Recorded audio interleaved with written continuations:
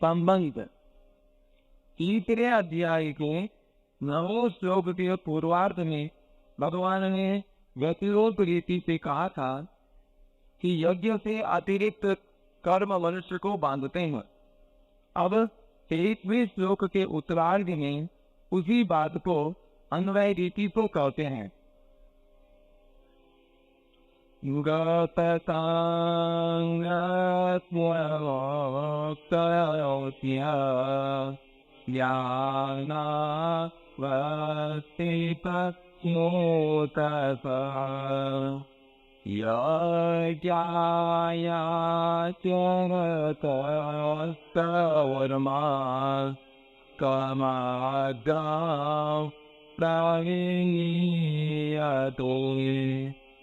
जिसकी आसक्ति सर्वथा मिट गई है, जो मुक्त हो गया हो, जिसकी बुद्धि स्वरूप के ज्ञान में स्थित हो, ऐसे केवल लोगों के लिए कर्म करने वाले मनुष्य के संपूर्ण कर्म विलीन हो जाते हैं।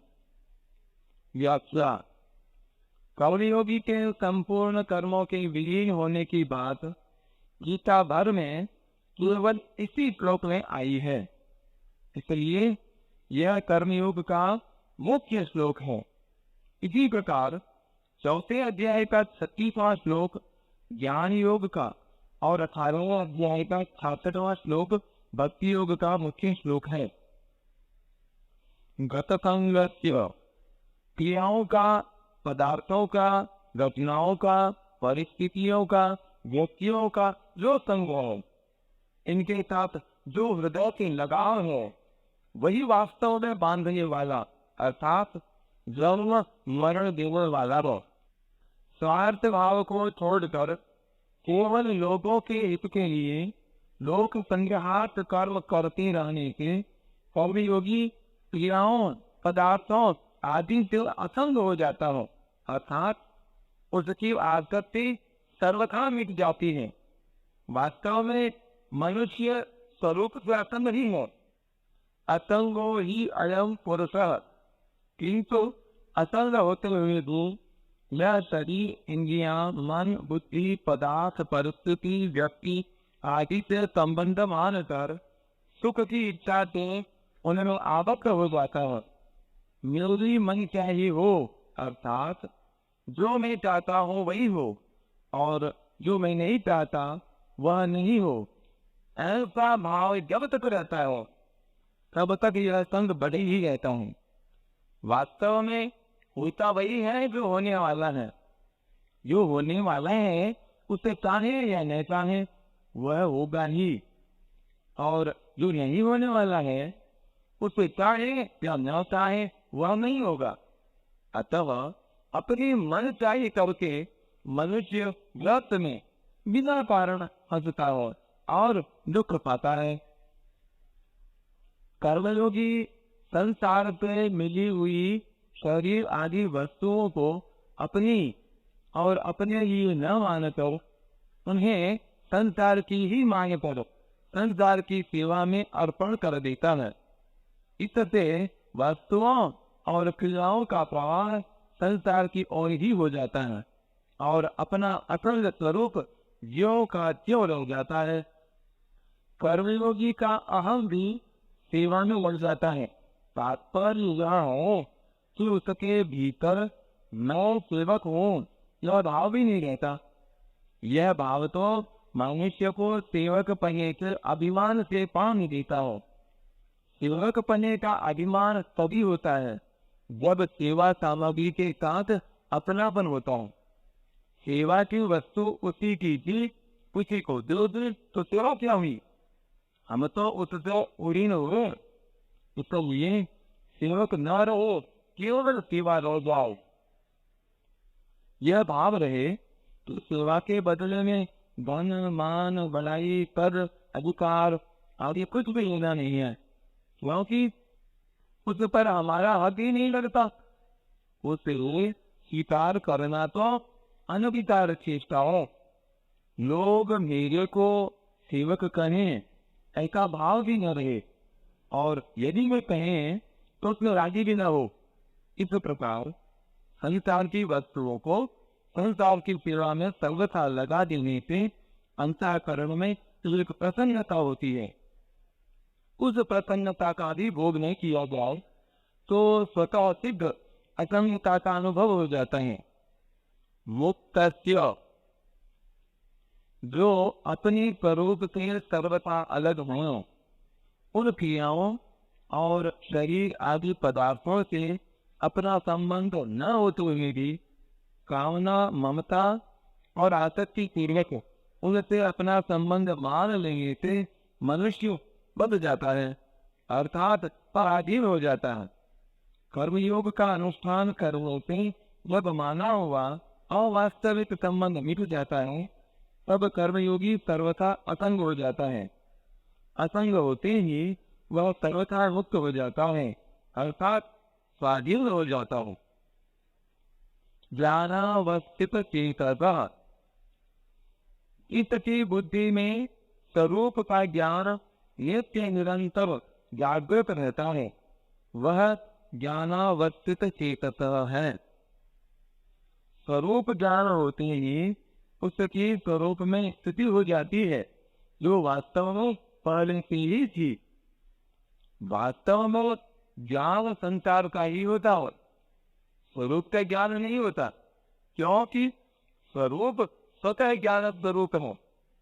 क्रिया और पदार्थ ही संसार है। क्रिया और पदार्थ का विभाग अलग है तथा स्वरूप का विभाग अलग है, अर्थात क्रिया और पदार्थ का स्वरूप के साथ किंचन मात्र भी संबंध नहीं है। क्रिया और पदार्थ जड़ हैं तथा स्वरूप चेतन है।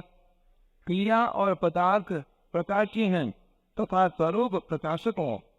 इस प्रकार क्रिया और पदार्थ की स्वरूप से भिन्नता का ठीक ठीक ज्ञान होते ही क्रिया और पदार्थ रूप संसार से संबंध विच्छेद होकर स्वतः सिद्ध अखंड स्वरूप में स्थिति का अनुभव हो जाता है। योग्याया स्वरतः कर्म समग्रम प्रविलीयते, कर्म में अकर्म देखने का ही एक प्रकार हो। यज्ञात कर्म अर्थात यज्ञ के लिए कर्म करना, निस्वार्थ भाव से केवल दूसरों के हित के लिए कर्म करना यज्ञ है। जो यज्ञ के लिए ही संपूर्ण कर्म करता हो वह कर्म बंधन से मुक्त हो जाता है, और जो यज्ञ के लिए कर्म नहीं करता अर्थात अपने लिए कर्म करता है, वह कर्म तो बंध जाता है। यज्ञार्थात कर्मणो यत्र लोकोयम कर्म बंधनम, प्रकृति का कार्य है क्रिया और पदार्थ। इन दोनों में क्रिया का भी आदि और अंत होता है तथा पदार्थ का भी आदि और अंत होता है। क्रिया आरंभ होने से पहले भी नहीं थी और समाप्त होने के बाद भी नहीं रहेगी, इसलिए बीच में भी वह नहीं है, ऐसा सिद्ध हुआ। इसी प्रकार पदार्थ उत्पन्न होने से पहले भी नहीं था और नष्ट होने के बाद भी नहीं रहेगा, इसलिए बीच में भी वह नहीं है, यह सिद्ध हुआ। क्योंकि यह सिद्धांत है कि जो वस्तु आदि और अंत में नहीं होती वह मध्य में वर्तमान में भी नहीं होती। आदावंते तयन्नास्ति वर्तमाने की तथा, मांडू के कारिका में यह आया है। परंतु चेतन स्वरूप का आदि और अंत नहीं होता, वह सदा अक्रिय रूप से यो का क्यों होता है। वह चेतन तत्व क्रिया और पदार्थ दोनों का प्रकाशक हो। इस प्रकार क्रिया और पदार्थ के साथ किंचन मात्र भी संबंध न होते हुए भी जब वह इनके साथ अपना संबंध मान लेता है तब वह बंध जाता हो। इस बंधन से टूटने का उपाय है अनिच्छा का त्याग करके केवल दूसरों के हित के लिए कर्म करना। संसार में अनेक प्रकार की क्रियाएं हो रही हैं और अनेक प्रकार के पदार्थ विद्यमान हैं, परंतु मनुष्य जिन क्रियाओं और पदार्थों से आसक्ति, ममता और कामना पूर्वक अपना संबंध मानता हो, तो ये क्रियाओं और पदार्थों से वह बंधता हो। जब मनुष्य कामना, ममता और आसक्ति का त्याग करके केवल दूसरों के हित के लिए संपूर्ण कर्म करता हो और मिले हुए पदार्थों को दूसरों का ही मानकर उनकी सेवा में लगाता हो, तब कर्मयोगी के संपूर्ण कर्म और क्रियमान, संचित और प्रारब्ध कर्म विलीन हो जाते हैं, अर्थात उसे कर्मों के साथ अपनी स्वतः सिद्ध असंगता का अनुभव हो जाता हो। विशेष बात, कर्ता, करण और कर्म, इन तीनों के मिलने से कर्मों का संचय होता है। यदि कर्तापन न रहे तो कर्मों का संग्रह नहीं होता, क्योंकि करण और कर्म दोनों कर्ता के ही अधीन है। अतः कर्म संचय का मुख्य हेतु कर्तापन ही है। विचार पूर्वक देखा जाए तो कुछ न कुछ पाने की इच्छा से ही करने की इच्छा उत्पन्न होती है, जिससे कर्तापन उत्पन्न होता हो। कर्तापन तो बंधन होता हो। जब वही से पाने की इच्छा से अपने लिए कर्म करता है, तब उसका कर्तापन दृढ़ हो जाता है। वह कर्मयोगी पाने की इच्छा का त्याग करके केवल यज्ञ के लिए अर्थात दूसरों के हित के लिए कर्म करता हूँ, तब उसका कर्तापन दूसरों के लिए होता है। इससे उसे अपनी असंगता का अनुभव हो जाता है। इसलिए उसके द्वारा होने वाले कर्मों का संचय नहीं होता। कारण कि जब आधार ही नहीं रहा, कर्तापन ही नहीं रहा, तब कर्म टिकेंगे ही कहाँ।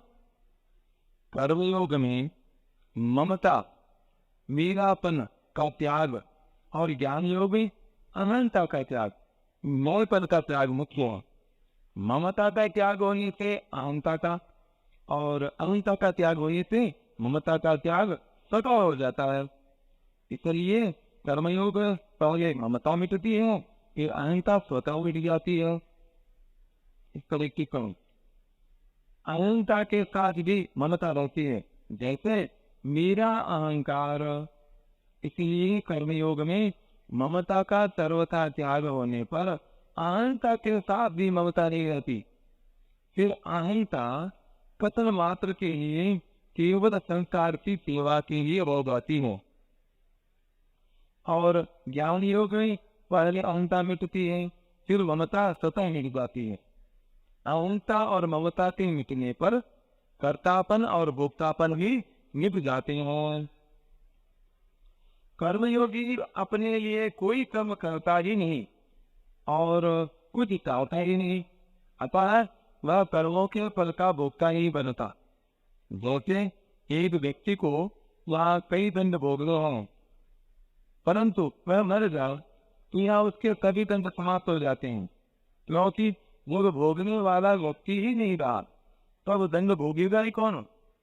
ऐसे ही जब कर्मयोगी का भोक्तापन मिट जाता है, तब उसके सभी कर्म समाप्त हो जाते हैं, क्योंकि जब भोक्ता ही नहीं रहा, तब कर्मों का फल भोगेगा ही कौन। इसी अध्याय के 9वें श्लोक में भगवान ने कहा कि मेरे जन्म और कर्म दिव्य। इस प्रकार जो मनुष्य तत्व को जानता हो, वह मेरे को प्राप्त होता हो। जन्म तो केवल भगवान के ही दिव्य होते हैं, पर कर्म मनुष्य मात्र के भी यदि वे करना चाहे तो दिव्य हो सकते हैं। अतः इसी अध्याय के 14वें श्लोक में भगवान अपने कर्मों की दिव्यता का कारण बताते हैं कि कर्मों के फल में मेरी स्पृहा नहीं है, इसलिए मुझे कर्म लिप्त नहीं करते, अर्थात मेरे कर्म अकर्म हो जाते हैं। इस प्रकार कर्मों का तत्व जानकर जो कर्म करता हो, उसके भी कर्म अकर्म हो जाते हैं। फिर 15वें श्लोक में भगवान ने कहा कि मुमुक्षुओं ने भी इसी प्रकार जानकर कर्म किए हैं। इसके बाद 16वें श्लोक में भगवान कर्मों का तत्व कहने की प्रतिज्ञा करते हैं और 17वें श्लोक में कहते हैं कि कर्म, विकर्म और अकर्म तीनों का तत्व जानना चाहिए। फिर 18वें श्लोक में भगवान ने मुख्य रूप से कर्मों का तत्व अकर्म अथवा निर्लिप्तता बतलाया। कामना से कर्म होते हैं, कामना के बढ़ने पर विकर्म होते हैं और कामना का अत्यंत अभाव होने से अकर्म होता हो। मूल में इस 16वें से 32वें श्लोक तक की प्रकरण का तात्पर्य अकर्म का वर्णन करना ही हो। इसीलिए भगवान ने कर्म और विकर्म दोनों के मूल कारण कामना के त्याग का तथा अकर्म का वर्णन 19 से 23 श्लोक तक प्रत्येक श्लोक में किया हो और अंत में 32वें श्लोक में इस प्रकरण का उपसंहार किया है। टिप्पणी। उदाहरणार्थ कामना के त्याग की बात इन पदों में आई हो। काम संकल्प वर्जिता त्यक्त्वा कर्म फला संगम निराशी युक्ता लाभ संतुष्ट है और गत संगत्य। अकर्म की बात इन पदों में आई है। जाना कि दग्ध कर्माणम नौर किंचित करोति कर्म कुर्वन् नाप्नोति किल्बिषम् कृत्वापि न निबध्यते और कर्म समक्रम सविलीयते। परिशिष्ट भाव। एक क्रिया होती है, एक कर्म होता है और एक कर्म योग होता है। शरीर बालक से जवान तथा जवान से बूढ़ा होता है, यह क्रिया है। क्रिया से न पाप होता है न पुण्य, न बंधन होता है न मुक्ति। जैसे गंगा जी का बहना क्रिया है, अतः कोई डूब कर मर जाए अथवा खेती आदि कोई परोपकार हो जाए तो गंगा जी को पाप पुण्य नहीं लगता। जब मनुष्य क्रिया से संबंध जोड़कर कर्ता बन जाता है अर्थात अपने लिए क्रिया करता है, तब वह क्रिया फलजनक कर्म बन जाती है। कर्म से बंधन होता है। यज्ञार्थात कर्मणोऽन्यत्र लोकोऽयं कर्म बंधन। कर्म बंधन से छूटने के लिए जब मनुष्य अपने लिए कुछ नहीं करता, प्रत्युत निस्वार्थ भाव से केवल दूसरों के हित के लिए ही कर्म करता है, तब वह कर्मयोग हो जाता है। कर्मयोग से बंधन मिटता है। यज्ञायाचरतः कर्म समग्रम प्रविलीयते। बंधन मिटने से योग हो जाता है, अर्थात परमात्मा के साथ नित्य संबंध का अनुभव हो जाता है। यह 23वां श्लोक कर्मयोग का मुख्य श्लोक है। जैसे भगवान ने ज्ञानाग्नि सर्वकर्माणि भस्मसात् कुरुते पदों से ज्ञानाग्नि के द्वारा ज्ञान योगी के संपूर्ण पाप भस्म होने की बात कही है और अहं त्वा सर्व पापेभ्यो मोक्षयिष्यामि पदों से भक्त के संपूर्ण पाप नष्ट होने की बात कही है। ऐसे ही इस श्लोक में यज्ञायाचरतः कर्म समग्रम प्रविलीयते पदों से कर्मयोगी के समग्र कर्म पाप नष्ट होने की बात कही है।